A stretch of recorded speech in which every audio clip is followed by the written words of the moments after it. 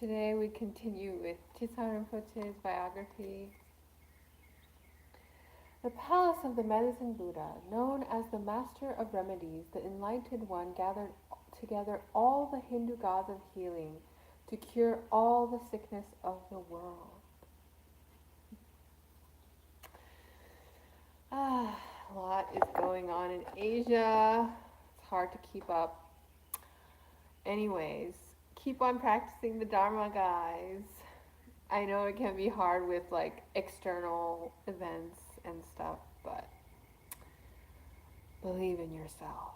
Okay, so I'll skip some sections from where we left off yesterday.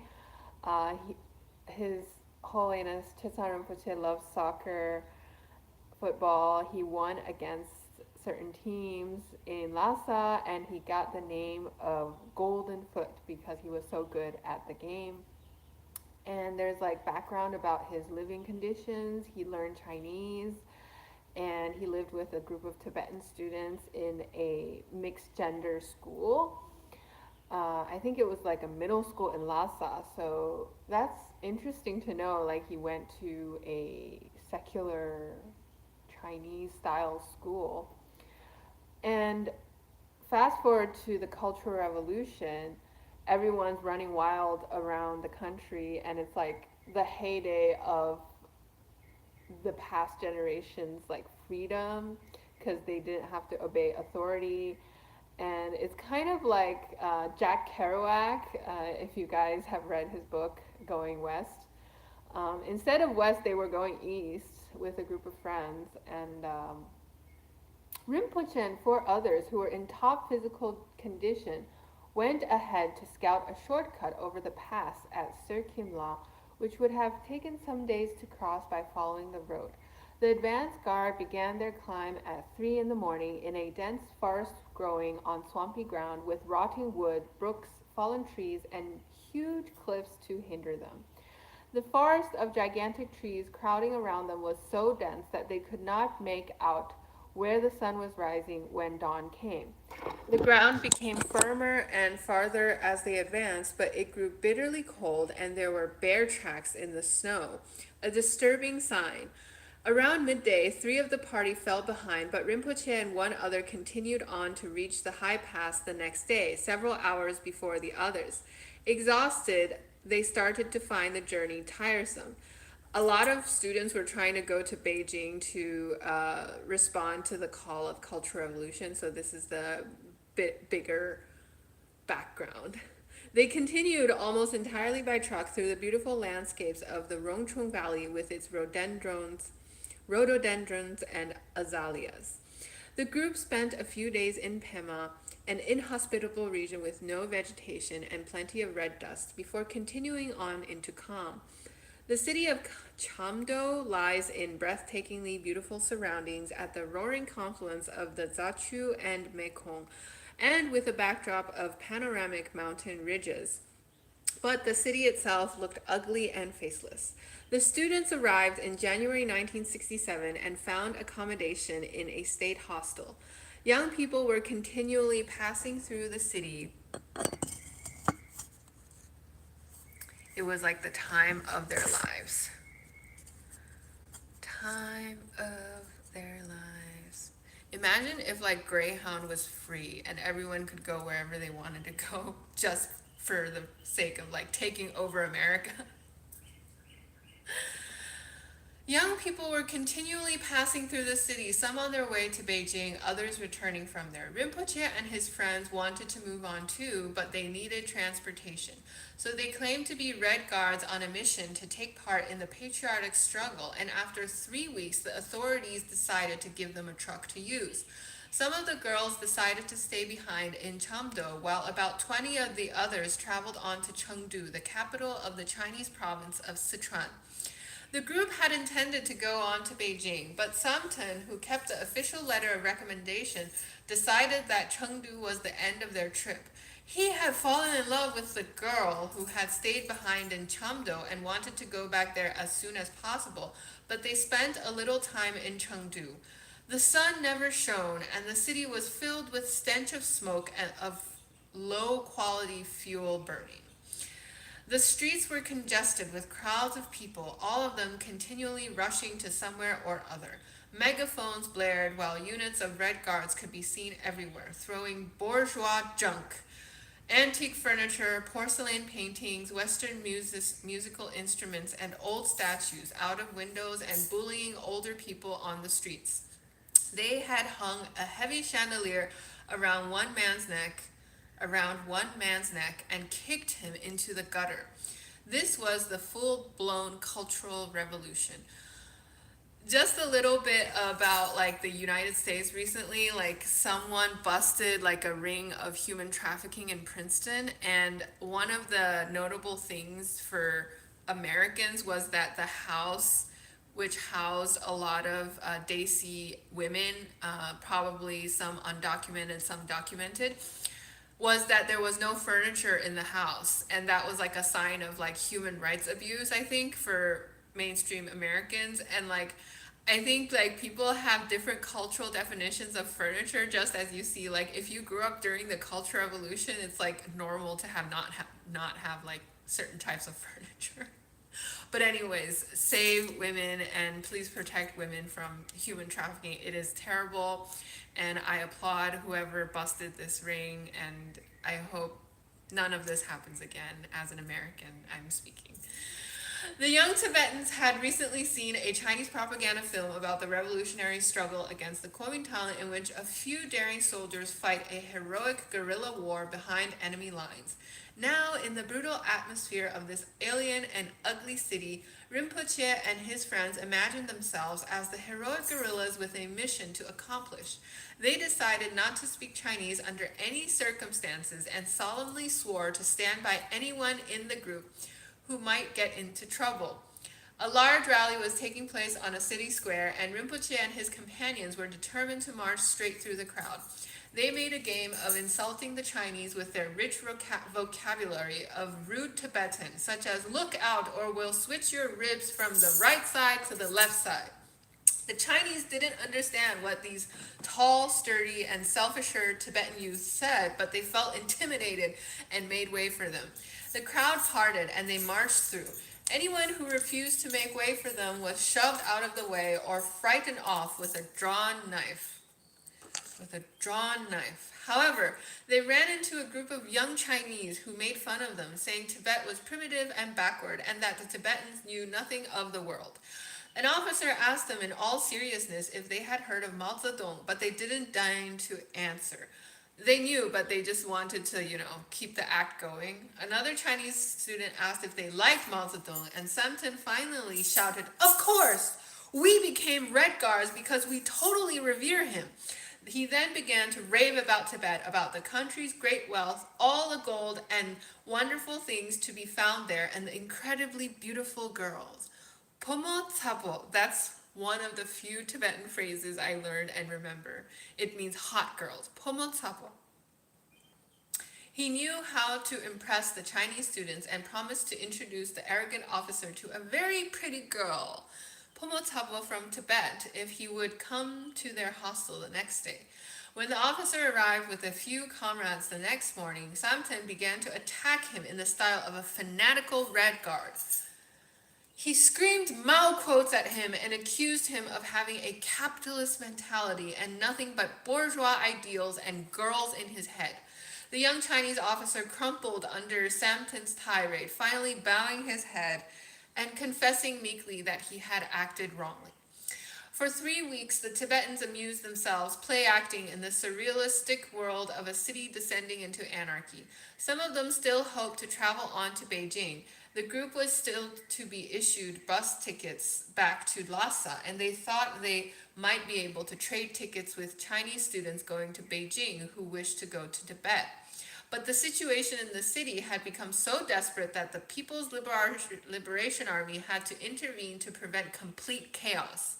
People were being arrested on every street corner, and Rinpoche and his companions were all loaded onto buses and sent home by order of the central government.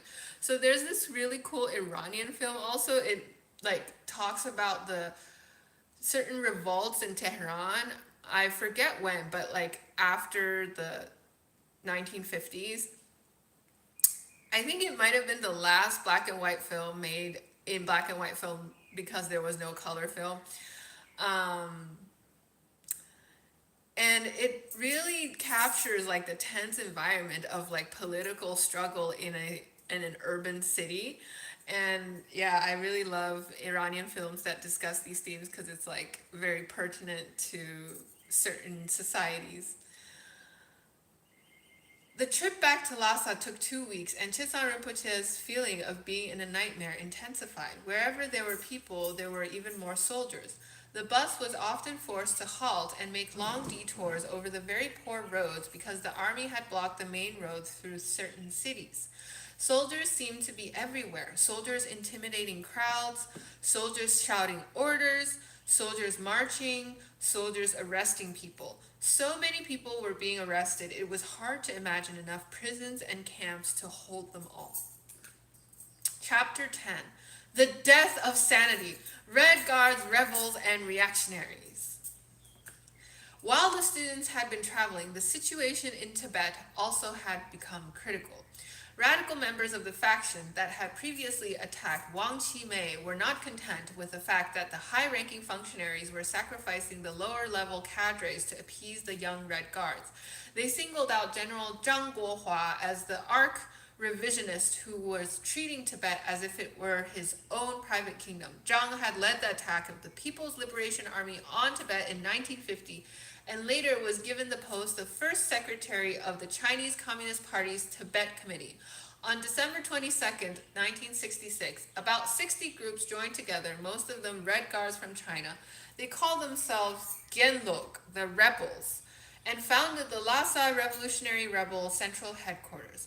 Lower-ranking cadres supported the Gyenlog, who seemed to present an opportunity to overthrow their superiors and rise to leading positions themselves. In early 1967, the opposing group named itself Nyamdre, the Great Alliance, and founded the Great Alliance Rebel Headquarters of the Lhasa Proletarian Revolution. The Nyamdre included those regarded as the conservatives among the Red Guards and was supported by the dominant high-ranking party functionaries and the greater portion of the People's Liberation Army. Now, the split between the Communist Party leadership and the lower ranks in Tibet was complete. The Gyenlog were strongly represented in Lhasa, while Nyamdre supporters were more numerous in rural areas, with the exception of Nyemo. In January of 1967, Lhasa violence escalated into a pitched battle between two factions.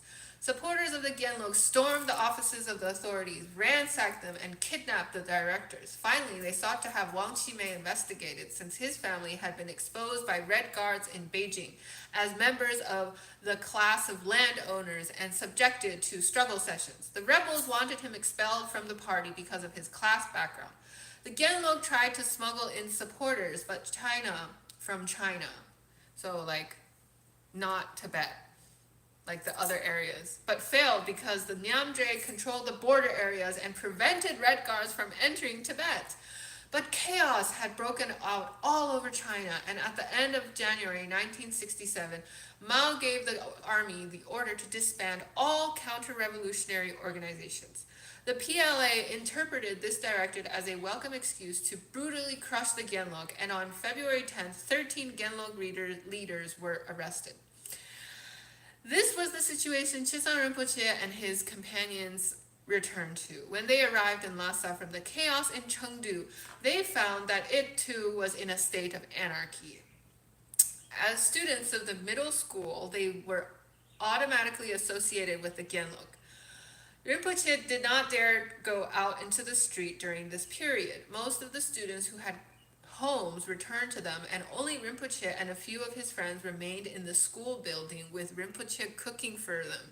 This sounds like some Robert Bolaño novel plot of Chile and Pinochet and the school teacher who had to hide in a bathroom during the takeover. Anyways, there was not much to do, so he read books from the damp and decaying school library. First, he browsed through a thick volume containing the complete resolutions of the General Assembly of the Chinese Communist Party.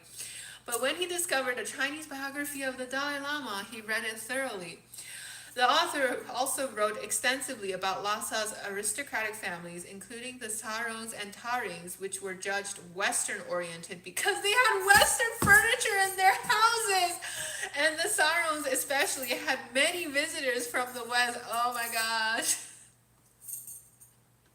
Even his parents' beautiful brown wallpaper, differing from the traditional wood paneling, was mentioned in the book. His aunt's Punkang family was judged more Chinese oriented because they had only Chinese furniture in their house, but this hadn't prevented the Red Guards from paying the Punkangs a visit and throwing their clay statues of the Arhats out of the window. Oh, boo-hoo. Yeah, so the busted house in Princeton had just electronics and chargers and like blankets on the floor. I don't know how many mattresses there were like per person, but like for other people who were reading it like or learning about this news, they were just like horrified, like how could you not live without Western furniture? Okay. While Rinpoche was holed up in the relative security of the school, the assault against the Gyenlog was halted on the orders of Communist Party officials in China.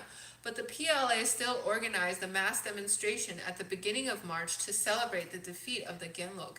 The Red Guards were sent back to China, although with a parade, the local party leadership purged many cadres who had sympathized with the rebel faction. And the ringleaders of the Gyenlog were subjected to vicious struggle sessions. But in April, the Military Affairs Committee issued a directive that the PLA was to restrict itself to political work, and the Gyenlog began to regroup. They set up a faction using the name the Provisional Command Post of Rebel General Headquarters.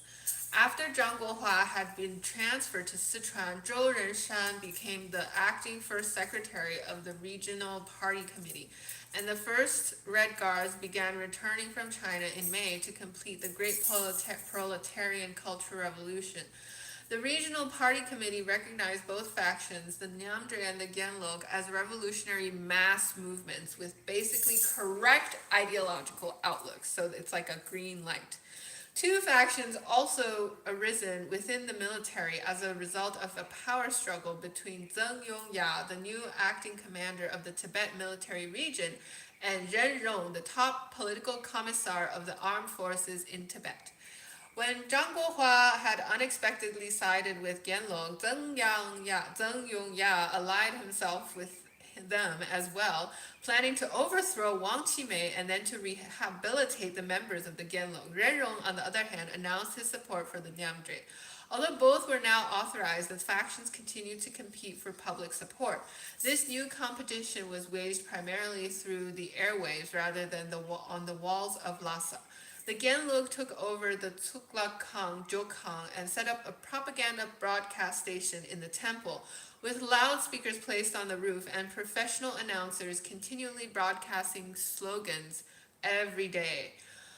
Oh, most of the temple's rooms were locked and sealed, but the broadcasters were able to install their technical equipment in the former audience hall of His Holiness the Dalai Lama. Chetsang Rinpoche and other students from the middle school were commandeered to protect the broadcast station. And the guards were also recruited from the teaching training school and the military cadre school. The Jokang became their new home, and they spent their days and nights in the temple. About 50 guards had moved into a large hall on the third floor next to the room with the technical equipment, and with everyone all together in one room without clean clothes or washing facilities, the stench was overpowering. Rinpoche used to creep into a large wardrobe to sleep, trying to get away from the disgusting odor. He had to curl up to fit inside. The Nyamdre's broadcast station was further to the east, and it also continuously filled the air with high-volume propaganda, screeching and crackling. The constant cacophony prevented any peace or stillness in people's minds, no matter where they were in the city. The Gyenlog had only one monstrous old amplifier and urgently needed additional equipment to compete more effectively. One day, 3 very young Chinese students from a school in the eastern part of the city, which was firmly under Nyamdre control, came to the Tsuklakang. Rinpoche struck up a conversation with them, and they told him that they were the sole supporters of the Gyenlog in their school, and they wanted to supply some secret information. The Nyamdre were getting ready to move their broadcast station, and their apparatus was now in a certain school guarded by only 18 of their people. This is like some after school gang stuff. Rinpoche and his companions began discussing plans to seize their opponent's amplifier and finally agreed upon Rinpoche's suggestion. They would sneak into the enemy camp at 3 in the morning when everyone was fast asleep, post one of their powerful Kampa comrades armed with a club, spear, or dagger next to each sleeper. Their task would be to keep their adversaries at bay in case they awoke. Others would protect their escape route. A lookout was to be posted at every corner in warning of danger. And Rinpoche himself would carry off the machine.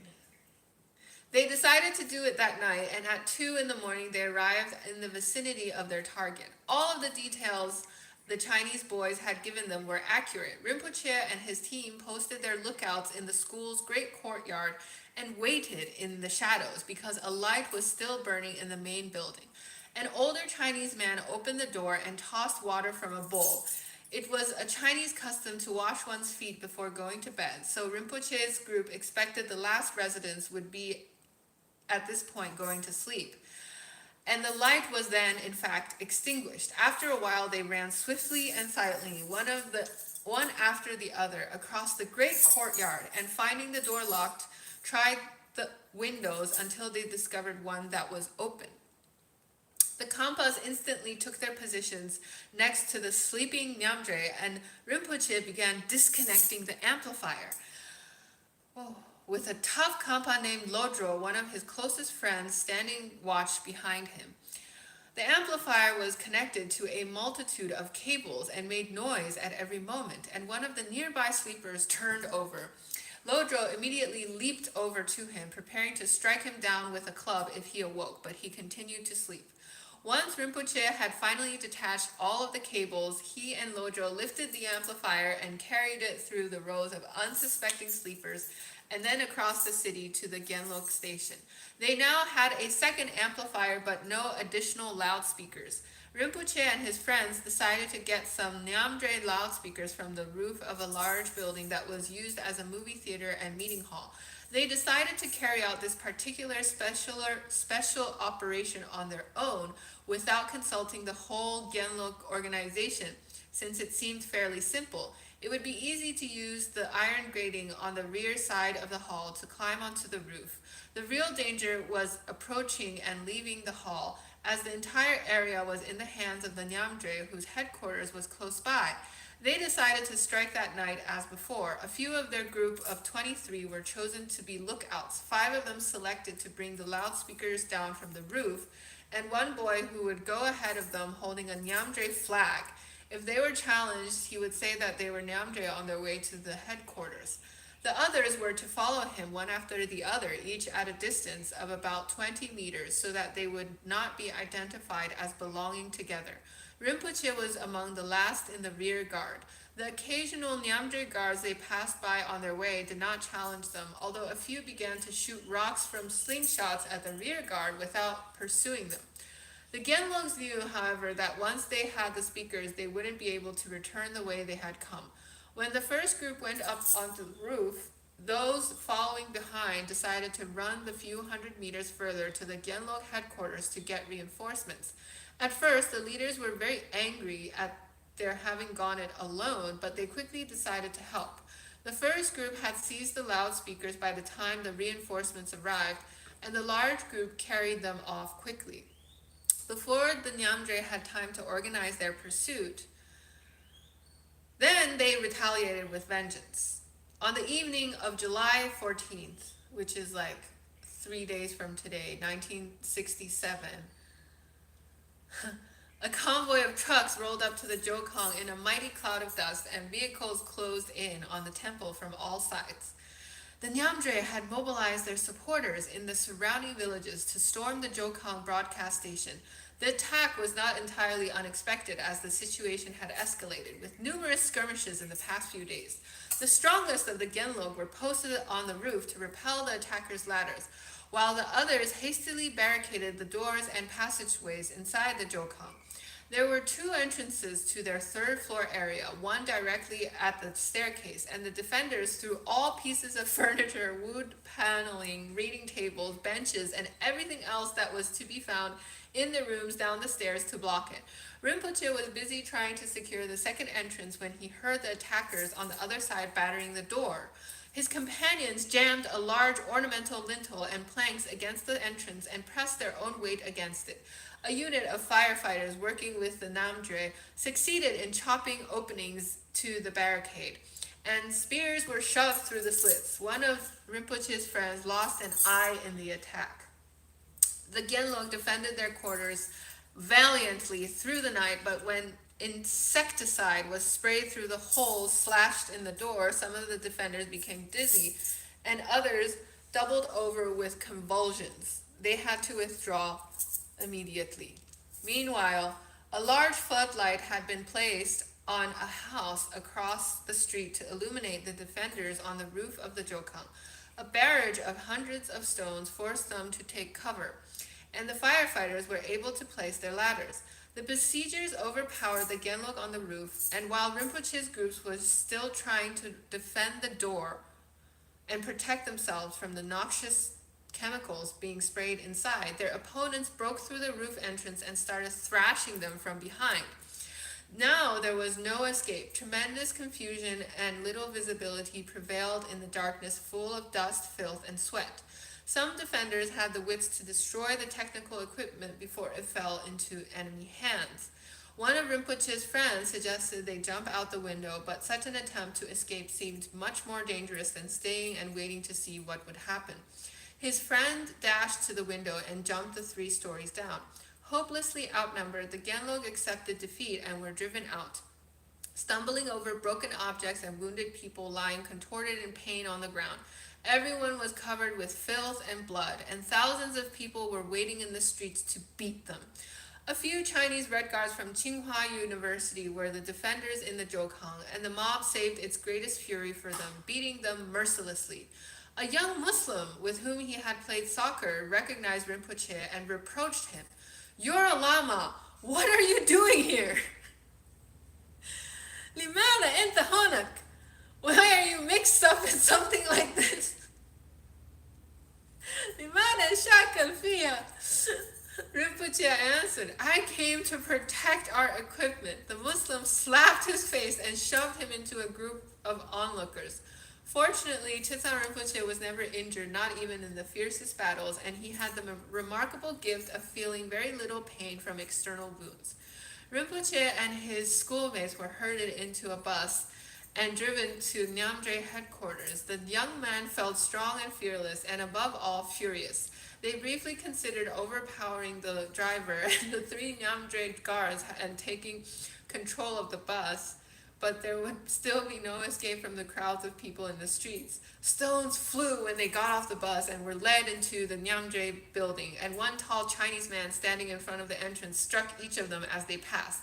The Nyamdre building was filled with people. The Chinese Red Guards were shoved into a small room, and Rinpoche could hear the blows of screams of terrible beating. The students of the middle school took care not to be separated, because those who could be singled out were led off and bludgeoned. At dawn, the Nyamdre called an assembly in the courtyard. Wang Qimei appeared, and an army officer, obviously a supporter of the Gyenlog, was put up on a small platform, his arms twisted behind him and his head yanked back. In this position, he was forced to endure a tamzing or struggle session while Rinpoche and the other Gyenlog captives watched from a window and shouted encouragement to him. Soon afterward, they were released. The early morning light revealed swollen faces, dried blood, and bruised bodies. They were so filthy and badly battered they had trouble recognizing each other, but they were still alive. Rinpoche had lost a shoe and was covered with dirt, but otherwise he was fine.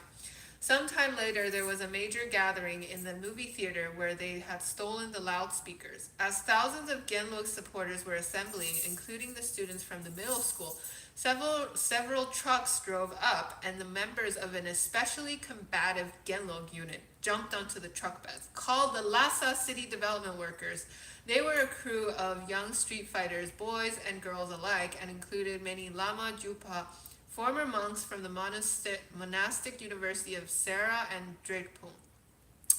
Rinpoche's friend Lodro was excited and wanted to join them, so both sprang onto a truck. A Gyenlog truck had seized north of Lhasa. A Gyenlog truck had been seized north of Lhasa, and their comrades had to be rescued from a large automobile parts factory in Drabchi. In front of the factory was a courtyard with a row of houses and shops and a soccer field. When Gyenlog trucks arrived, they could see an army convoy of about 20 trucks approaching in the distance. During this phase of the Cultural Revolution, the PLA was instructed not to participate in the conflicts. The unarmed soldiers were only supposed to try to prevent fights and keep the hostility between the factions from escalating. The PLA trucks were still far enough away that if the Gyenlog acted quickly, they would be able to attack and succeed in their mission to free their friends. The large contingent of several hundred Lama Jupa with their homemade spears took up position in the rear, while the rest of the Gyenlog ran across the soccer field with their slingshots ready. The girls collected stones along the way to provide the boys with ammunition. A handful of Nyamdre appeared and began slinging stones at them, but Lodro and Rinpoche, who were in the front ranks of the Gyenlog attackers, told their companions to wait to return fire until they were closer.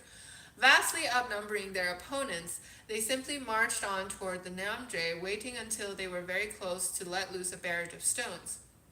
The assaulted Nyamdre fled with the Gyenlog right on their heels, and the Lama Jupa began to advance from behind them. Some Chinese Nyamdre in a lookout post on the roof of one of the shops began slinging rocks at the attackers as they entered the courtyard. Since most of the Gyenlog group were Tibetans who spoke no Chinese, it was Rinpoche who called to them, "Give up! You're surrounded." 你们已经被包围了. But they ignored him and continued to hurl stones down on the attackers. The courtyard was paved with gravel, ideal ammunition for the Gyenlog slingshots. When hundreds of stones hit the roof, some Nyamdre fell wounded, and the rest of the intimidated defenders climbed down. Many Gyenlog had already forced their way into the factory and were freeing their comrades and taking the Chinese Red Guards as prisoners. The PLA arrived and bore off the wounded, but otherwise let events take their course. The street battles with slingshots continued over a period of about 5 months, and the students of the middle school were summoned to defend the Gyenlog more and more often. They collected stones on the banks of the canal in front of the school building, while stones were being hurled at them from the direction of the Potala. Rinpoche had a spear that he had picked up somewhere, and once he hit the spear of an opponent exactly on the tip, making sparks fly, and at almost the exact same moment, a stone also hit the tip of his spear. Rinpoche reflected on the strange conjunction of forces in that moment and reminded he had learned some things long ago in an almost forgotten world. There were numerous armed conflicts between the Gyenlog and the Nyamdre from May to the end of 1967, and chaos ruled everywhere in the country as the Red Guards were allowed to oust party cadres and take over their positions. The situation had become so uncontrollable that in the autumn of 1967, Mao Zedong declared that he wished to conclude the Cultural Revolution within 1 year. But the matters that he had conjured up could not be so easily banned, and he was unable to check this tidal wave. On September 18, Zhou Enlai, Chen Boda, and other party leaders issued a directive that the factional fighting in Tibet was to stop. But in October, the confrontations between the Gyenlog and the Nyamdre grew even more violent. Those days, most young men had nothing but revolution on their minds, and there was no one to help the elderly school stablemen harvest the school's field, so Rinpoche was asked for help. The stablemen knew him and they had become friends since Rinpoche had been commandeered to work in the fields twice before on account of his class background. So because he was an elite person, he was considered like not a good egg in the communist system. For Rinpoche, this request was a stroke of good luck because the fighting between the hostile factions had gone beyond spears and slingshots and escalated to automatic weapons. He persuaded two friends to join him, and they left the increasingly deadly battlegrounds of the city. The school's fields lay alongside the Kichu River in Changtok, between Lhasa and Medro-Gunkar. There were no accommodations in Sangtok, so they had to sleep in a deep hole they had dug and lined with grass, blankets, and jackets. Over it, they placed a primitive wooden frame covered with a cloth and then a coarse tarpaulin to keep out water. So the Gadi people of Himachal Pradesh also use tarp when they travel around the hills with their sheep sometimes. So it's like interesting to think about like how did they keep water out before tarpaulin, Anyways, the work was not very hard. They had 6 mules, and if they were tired, they simply stopped, as no one was there to supervise them. Lamo was an isolated spot, far from any settlement, and there, by the peaceful rushing of the river, it was easy to forget the slaughter taking place in the city. They cooked over a campfire and slept soundly in the quiet countryside. The harvest took 3 months, and by the time they returned to the city, the most ferocious battles had all been fought, and Lhasa looked like a war zone. There were many dead and wounded on both sides. The PLA had secretly supplied the Namdre with weapons, including machine guns and grenades, by transferring them at the cinema. After the films, the soldiers forgot their weapons in the dark theater, and the Namdre came in and picked them up. PLA members also took off their uniforms to secretly train Red Guards and to fight themselves on the side of the Nyamdre. Beijing had ordered the military to remain neutral, but there was also 2 factions within the PLA itself, and this was the main reason the fighting continued in Tibet. The regiment of the city of Lhasa sided with the Nyamdre, while the 11th Brigade, a unit of the border patrol stationed outside Lhasa, supported the Gyenlog. The soldiers of the border patrol were more powerful because they were under direct command of the central government in Beijing, and they despised their comrades from the Lhasa regiment.